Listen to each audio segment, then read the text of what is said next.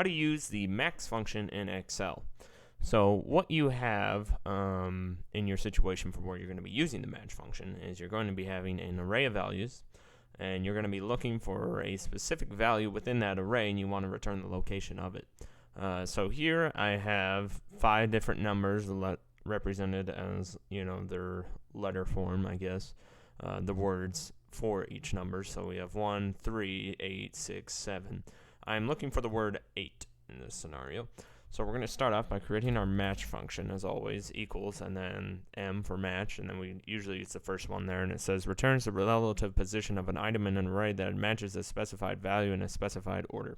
Okay, so we'll go ahead and click on that, and we're going to say we're going to look up the value 8, comma, and we're going to look it up in this array, comma, and then we want to either look it up as values less than, exact match, or greater than. And since we're using words here, we're going to be using an exact match. Okay? And then we'll close it out here. And as you can see, it says that it's located in the 3rd spot. If we count down 1, 2, 3, it is in the 3rd spot. So that is how you use the match function in Excel.